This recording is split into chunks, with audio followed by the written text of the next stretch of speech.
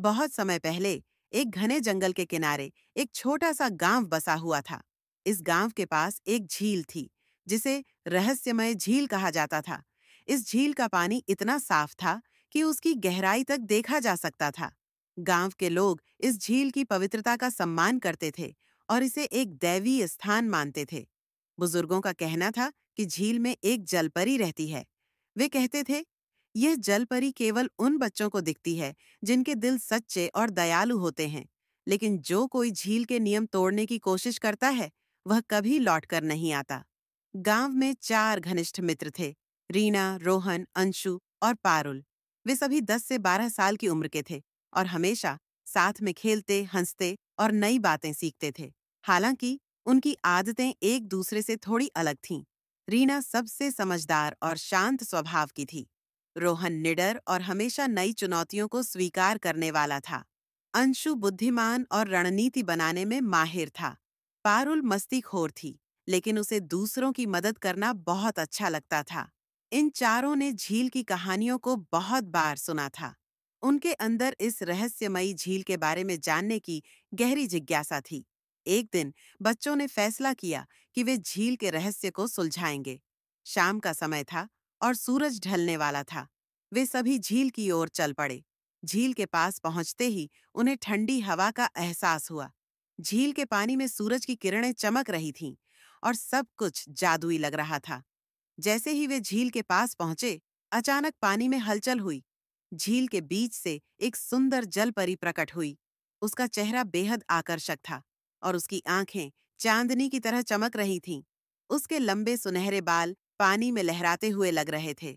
जलपरी ने मुस्कुराते हुए कहा, डरो मत बच्चों, मैं झील की रक्षक हूँ। तुम यहाँ क्यों आए हो? रीना ने झिझकते हुए जवाब दिया, हमने सुना है कि आप यहाँ रहती हैं। हम आपकी सच्चाई जानना चाहते थे और आपकी मदद करना चाहते हैं। जलपरी ने कहा, अगर तुमने मुझे देखा है, तो इसका मतलब है कि तुम सच्चे और निडर हो। लेकिन झील का खजाना पाने के लिए तुम्हें 3 परीक्षाएं पार करनी होंगी। क्या तुम तैयार हो? बच्चों ने एक दूसरे की ओर देखा और कहा, हम तैयार हैं। जलपरी ने बच्चों को झील के पास एक कांटों और पत्थरों से भरे रास्ते पर चलने को कहा। रास्ते में कई चुनौतियां थीं। गहरी खाई, फिसलन भरे पत्थर और तेज बहाव वाला एक छोटा झरना। शर्त यह थी कि वे एक दूसरे का साथ कभी नहीं छोड़ेंगे। रोहन ने सबसे पहले झरने के पार जाने की कोशिश की, लेकिन वह फिसल गया। रीना और पारुल ने मिलकर उसे बचाया। अंशु ने अपनी चतुराई से एक मजबूत छड़ी बनाई, जिससे सभी ने खाई पार की। अंत में उन्होंने मिलकर कांटों वाले रास्ते को पार किया। जलपरी ने बच्चों को देखकर कहा, तुमने दोस्ती और टीम वर्क का असली मतलब समझा है। पहली परीक्षा पार हो चुकी है। जलपरी ने उन्हें एक अंधेरी गुफा की ओर इशारा किया और कहा, इस गुफा में एक जादुई मोती छिपा है। इसे ढूंढ कर लाओ, लेकिन ध्यान रहे, तुम्हें अपनी डर पर काबू पाना होगा। गुफा में प्रवेश करते ही बच्चों ने देखा कि वहां घुप अंधेरा था। अंशु ने झील के पास से लाई हुई मशाल जलाई। गुफा में हर तरफ अजीब आवाजें गूंज रही थीं। रोहन ने साहस दिखाते हुए सबसे आगे चलने का फैसला किया। गुफा के भीतर उन्हें चमगादड़ों का एक बड़ा झुंड मिला। रीना ने सबसे शांत रहते हुए उन्हें रास्ता पार करने की सलाह दी। आगे बढ़ने पर उन्हें एक बड़ा सांप दिखा, लेकिन पारुल ने समझदारी से मशाल को सांप की ओर घुमाया, जिससे सांप भाग गया।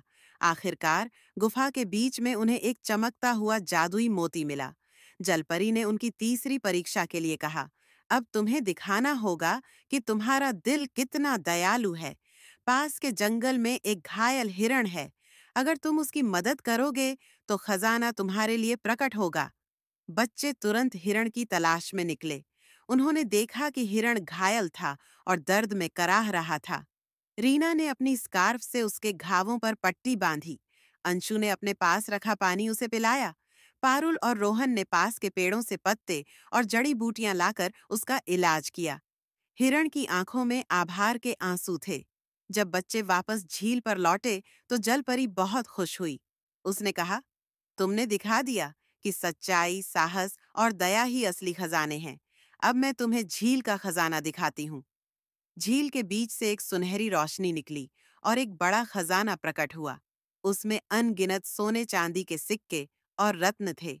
लेकिन बच्चों ने खजाना लेने से मना कर दिया। उन्होंने कहा, हमारा असली खजाना वह सबक है जो हमने आज सीखा। यह खजाना गांव की भलाई के लिए रहे तो बेहतर है। जलपरी ने उन्हें आशीर्वाद दिया और कहा, तुम्हारी नेक दिली से यह झील हमेशा सुरक्षित और जादुई बनी रहेगी। बच्चे जब गांव लौटे तो उन्होंने सबको अपनी कहानी सुनाई।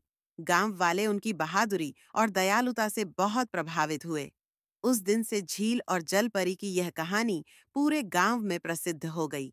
यह कहानी बच्चों को सिखाती है कि सच्चाई, साहस और निस्वार्थता सबसे बड़ी संपत्ति है। दोस्तों, आपको आज की कहानी कैसी लगी? कमेंट में ज़रूर बताइए और कहानी को लाइक करें। अगर आप चैनल पर नए हैं तो चैनल को सब्सक्राइब करके बेल आइकॉन को दबाना ना भूलें ताकि आपको हर वीडियो के नोटिफिकेशन मिल सके।